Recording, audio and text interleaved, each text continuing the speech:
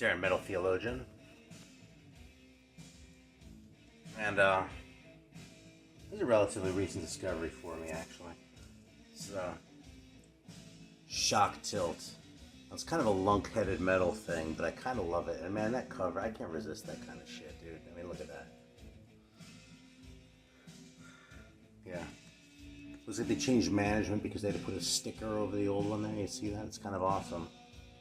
It's a Finnish band. This record's 85. And that's pretty much all I know about them.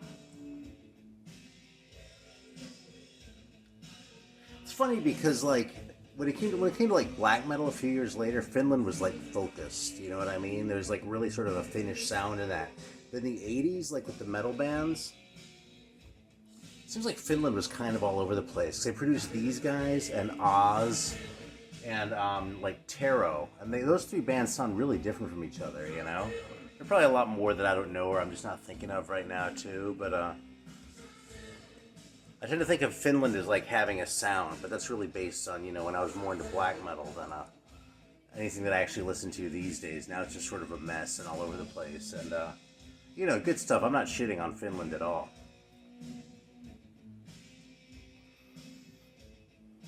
We're Finland positive over here at the Metal Theologian channel. That's for sure.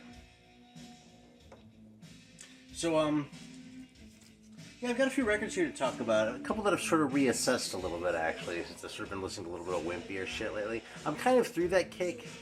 I was listening to, like, just, like, corny record after corny record for a while there, and, I mean, I'm exaggerating a little bit. It's not like I've been listening to really bad shit, you know.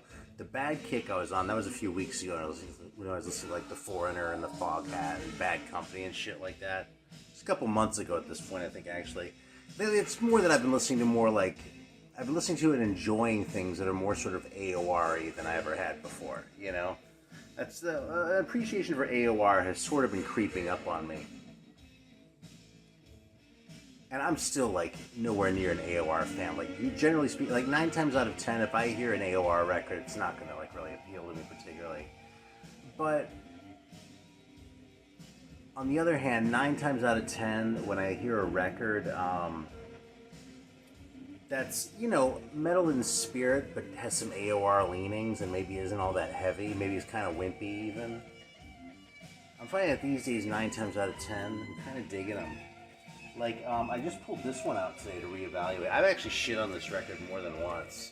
Yeah, let me take this off because of the thing, but this fucking band, a Texas band actually, called Rock Brigade, which is kind of a terrible name for a band, right? But it's kind of a promising cover, isn't it? And like, these guys,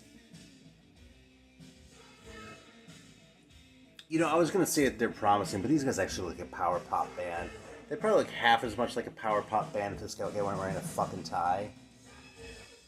But those shirts, you know, they're sort of showing a little bit of intent, I think, but not enough to overcome the tie. Anyway, I got this record probably more than 10 years ago at this point.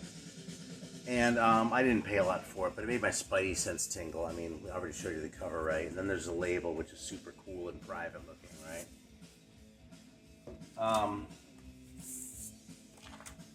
And I really thought this thing was a piece of crap. In fact, what made me think of this is someone left a comment on an old video where I was shitting on it, and I was like, oh yeah, that record really fucking sucks, man. And I went and pulled it out again, because I was like, you know something, man, maybe I won't hate it so much now. It's still not the greatest thing ever, man, but I listened to this record all the way through, and I was kind of into it. You know, it's funny, one thing that I've noticed, really since turning 50, is that things that used to annoy me in music don't annoy me as much as they used to. And because of that, if there's something that I'm listening to that I don't necessarily like, maybe have specific reasons to not like, it's a lot easier for me to listen to it now and get something out of it even than it used to be. You know what I'm saying? I'm trying to think of an example. It's a little bit hard to come up with a specific one, but like, I mean, cheesy 80s keyboards are an example though. You know, like Time was, if there was like, because the Rock Brigade is kind of loaded with that kind of shit, right? And Time was, if there was like a cheesy, like, especially like specific sort of 80s sounding keyboard in it, I'd be like, get that shit away from me, you know? Now, it still may be kind of turd-tastic, right? But it doesn't like grate on me the way it used to, you know what I mean? So I still maybe I'm not necessarily going for that aspect of the sound, but if there's other shit going on around it that's okay, the shitty 80s keyboards won't put me off to the point where I can't enjoy the rest of it. You know what I'm saying? I think that's a big part of why I've been more sort of sympathetic to AOR recently than I have been in the past. Again, I'm wary of overstating, you know? Yeah, what I've sort of been thinking about, though, as a topic for this video is actually bands that like I like in principle, but don't actually enjoy. Because, you know, obviously there are a lot of great bands, and there are a lot of shitty bands. And, but there are a few bands out there where they fall somewhere between, like, not offensive and actually really good that I still don't like. And there are some things I don't necessarily like to listen to anymore. Like, when I was going through a really difficult time in my life, I was listening to a lot of The Man Who Sold the World by David Bowie, and Electric Warrior by T-Rex, and the Third Velvet Underground album. That was almost like the soundtrack for this particular like time in my life. And I don't really go for those records anymore, just because I don't like to be taken back to that place, you know what I mean? But it's not a knock on the records. Those records actually did a lot for me at that point in time. They sort of served their purpose, and I sort of have this association with them that I just don't really enjoy. And that's completely just because of my experience with it and the way music sort of works in our brains and shit. So, you know, so that seems like kind of a normal thing, you know? Even if I might not notice it if I weren't as into music as I am, you know? But there are a few bands that, it seems like I should like them, but for some reason or other, I don't enjoy them. I almost said I don't, but it's not that I don't like them, it's I don't enjoy them. And one that I've actually talked about before is Mountain. It's kind of lame to not be showing the records here, but I actually don't have records by any of these guys anymore. I actually might still have a copy of the first Mountain somewhere, but I'd have to find it. Yeah, but like Mountain, man, like an early 70s, like heavy rock band. Maybe a little heavier on the blues, and is my sort of natural inclination. But, you know, I stopped disliking blues rock about 10 years ago, so Mountain is definitely not too bluesy for me to enjoy, you know? But there's something about Mountain where when I listen to that band, it just, like, makes me feel kind of bad. There's, like, something about it that just, like, brings me down. Like, if I put on a Mountain record and listen to a side, by the end of the side, I'm, like, kind of depressed. And I don't know what it is. And in a way, I respect that, like, a lot. Because when a band is able to elicit something like that from you emotionally, in such a way that you can't even, like, understand why it's happening, I mean, there's a power in that, right? But I don't enjoy listening to Mountain records. To the point where I don't really have them anymore, you know? Another band I've actually never been much of a fan of, too, because I just don't think they're as good, but Steppenwolf. You know. They're sort of one of those bands that, like, people like me who are, you know, into hard rock are kind of supposed to appreciate, because they're sort of one of the progenitors of that kind of shit, you know. I mean, this isn't that hard for me because I never thought their songs were all that good. I mean, there's a lot about Steppenwolf where I just kind of think they suck anyway. But there's something kind of bad feeling about Steppenwolf, too. Something that kind of drags me down a little bit about them that I didn't really notice until kind of recently. The big one that really surprised me, though, when I was thinking about them was the Pixies. Because on paper, I actually love the Pixies. I think the Pixies are a fantastic band. Like, awesome. Okay, like great sounds, great songwriting. Everything about the Pixies is fantastic, you know? But I noticed, like, when I was sort of on my, like, revisiting some of, like, the 80s, like, you know, new wave and alternative and goth. It's just sort of that sort of mishmash that I was into, I don't know, 6 months to a year ago, something like that. That, like, I'd always think of the Pixies as something to check out, but I never felt like pulling out a Pixies record and, like, taking it to the register when I was at the record store, you know what I mean? I don't know how many times I pulled out, like, Come on Pilgrim and go, yeah, I used to have this, and this is a fucking great record. And it is a great record. But I just don't feel like taking it home right now. And I sort of put my finger on it just recently. This thing with the Pixies, it just makes me feel bad too, you know? And again, I don't know what it is, you know, because they're a great band. You know, there's so much to appreciate. And as far as like the darkness of it, at least by the numbers, there's way darker shit than I listen to, you know? I mean, the Pixies are kind of dark. I'm not trying to make them sound like they're, some sort of happy, like, Tiny Tim shit or something like that, right? But yeah, they just sort of do that to me. So I don't know if y'all have ever experienced anything like that. I'd be kind of curious, actually, too. I don't normally like to solicit comments because it seems kind of gauche, but if you have any like bands that do that sort of thing to you too, I'd be really curious to hear who they are, you know? Because like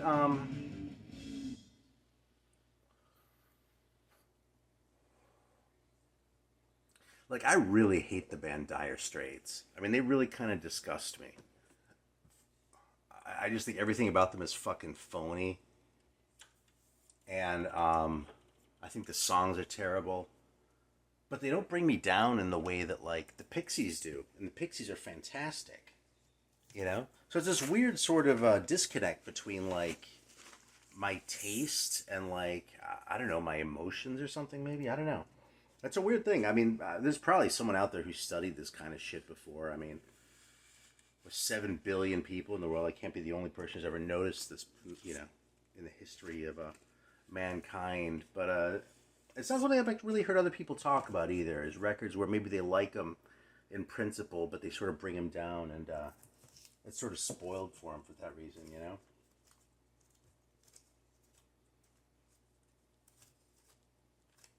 Now let's bust this one out for a minute. This is another weirdo one. It's a little bit wimpy. Direct touch, meaning to life. Sounds like they're not native English speakers, but they actually are, I'm pretty sure. I think they're from New York, but I could be wrong about that. Look at that fucking picture on the back. You kind of gotta love it, right? This one's actually, this one's been right up my alley lately. It's not that heavy, but it's not bad. 1986. Yeah, mastered and mixed in Caldwell, New Jersey. So let's fire this up.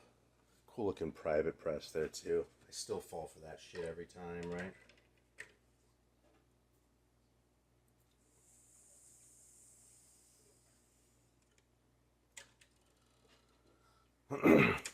Maybe not as sort of I don't know, stupid as Shock Tilt. Maybe not quite as good though either. But I've been enjoying this record a lot, man.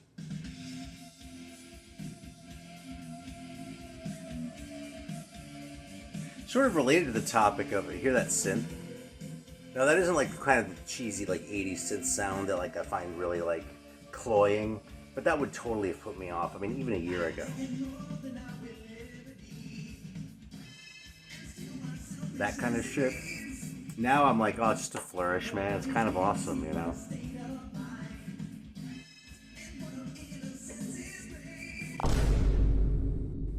Well, shit, I kind of screwed up that recording. That happens at the ever professional. It's funny, I'm like cracking wise about professionalism here and talking about how like the amateurish shit. Well, here we go, man. I'm practicing what I preach. So I was hyping this Direct Touch record, and I don't know how far the thing got before the video cut off. So I'm just going to start the second song. And I'll let Dave's Little Beasties go, too. So I like to have cool shit going in the background. Yeah, I really dig this record, man. I just listened to this while I kept talking, because of course it took me like 5 minutes to realize the video had stopped.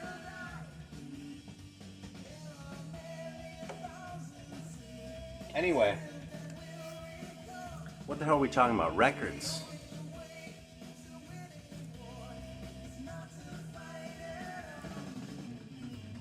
So I was talking about records and like which ones are like okay and which ones are too cheesy. I pulled this one out before because I bought this record solely on the strength of this fucking hype sticker. I had seen this record around like a bunch of times. I went, yeah, it looks kind of like it's gonna suck, and it's on a big label, and it just kind of smells like a fucking exploitation record, you know?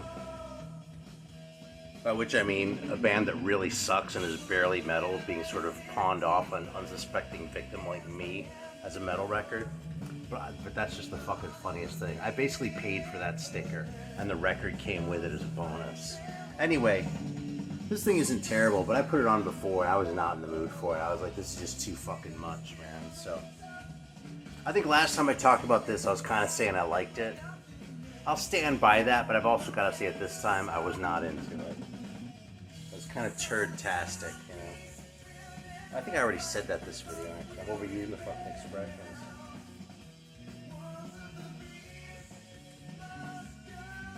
Pulled this guy out. Pantera's another band I kind of talk a lot of shit about. I used to like to say that I liked Pantera when they were a glam band. I've kind of come to realize I don't love their glam records all that much either. I mean, they're okay. They're good. They're fun even, you know. I don't mind early Pantera.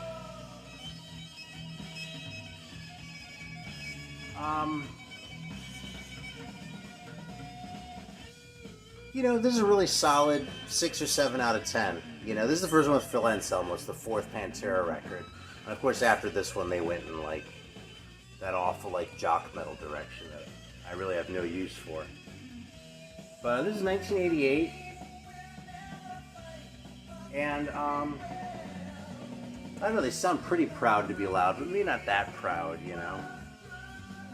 It's not a bad record at all. This isn't an original, incidentally. This is like a boot. You know, there are boots of this shit all over the place. So, if you want to hear this stuff and you want to listen to it on record, you can probably find it without spending too much. Just because, you know, they're a big name and there's demand for this shit. But, yeah, power metal is maybe a little bit of an oversell on this thing.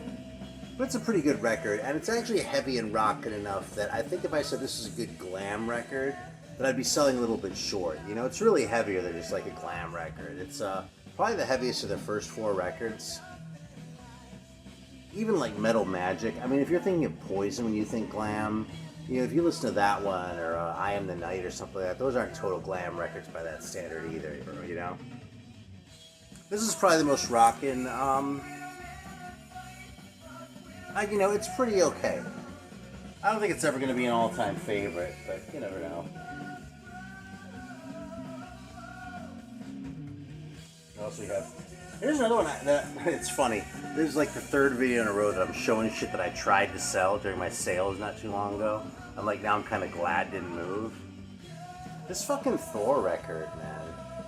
Like, it's a later Thor record.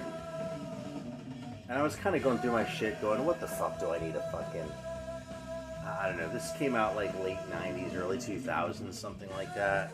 I was like, what the fuck do I need a Thor record from them for? Thor isn't that great. But you know, I just rediscovered, or maybe from my personal point of view, discovered rather than rediscovered. But that whole Thunder on the Tundra shit, I can't remember what that record's called, the one with the red cover. Chromie D taught me into getting that, basically. And you know something? I really enjoyed that record.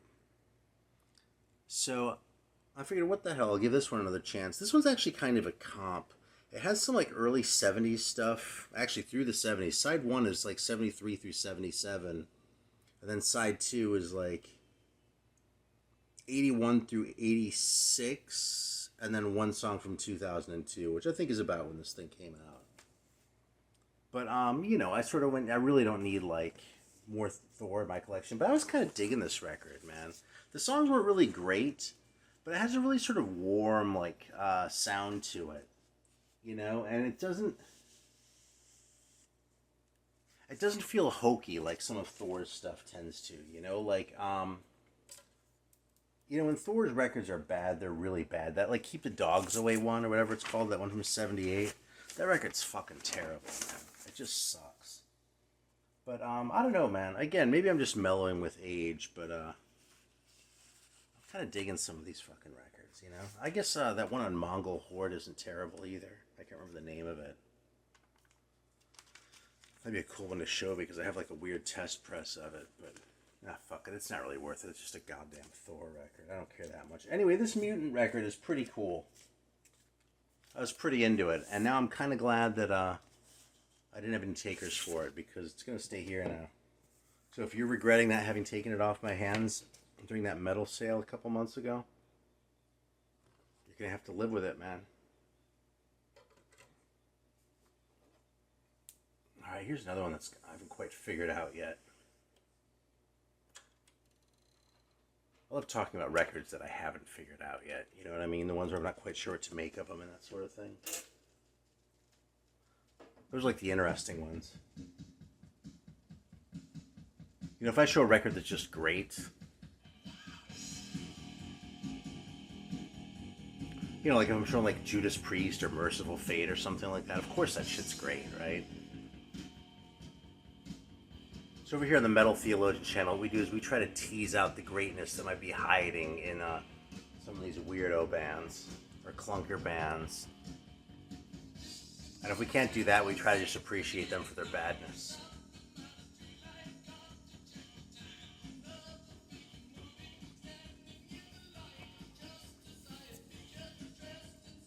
Yeah, this is Fast Forward by Steel Moon. How about that cover, right?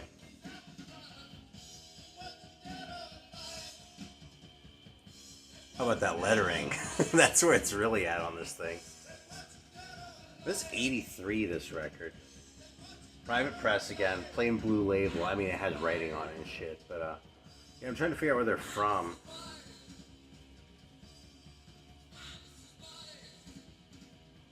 Yeah, I actually have no idea.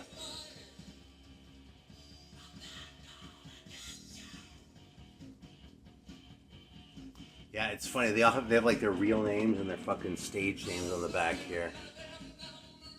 I guess so. Like if you're at the DMV, and you're dealing with Russ Hollingsworth, you know that he's actually Hollywood Hollingsworth, the drummer and percussionist for Steel Moon. I don't know, man. I like these kinds of records. I don't think this one's great, but I might change my mind about it at some point.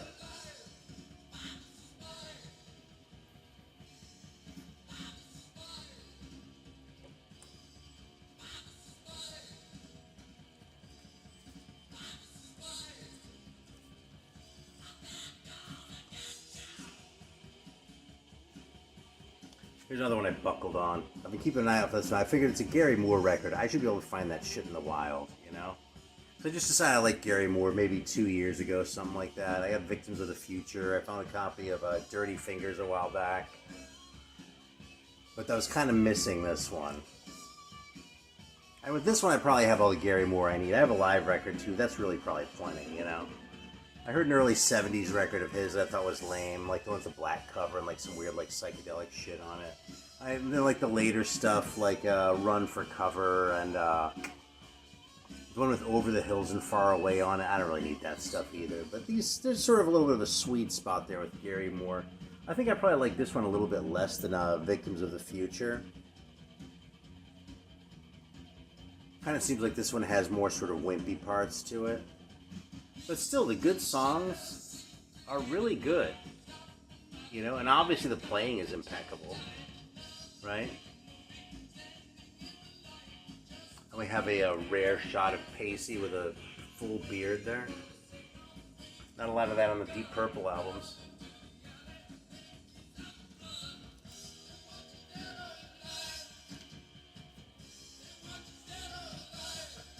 Yeah, just in case you think I forgot about my go-to bands. I pulled this one out again too, man. Imaginos. I actually traveled for a few days for work, and I listened to a lot of Blue Oyster Cult in the car while I was driving around Pennsylvania. So, yeah. But at home it was Imaginos. Yeah, this is a great record, man. It really is. It's a weird record, and I don't know if it's such a great Blue Oyster Cult record. But sort of like Born Again by Black Sabbath. If this was some like nobody band and you just came across this and they sounded like this record, you'd be like, who the hell is this, man? This is like some genius shit, you know?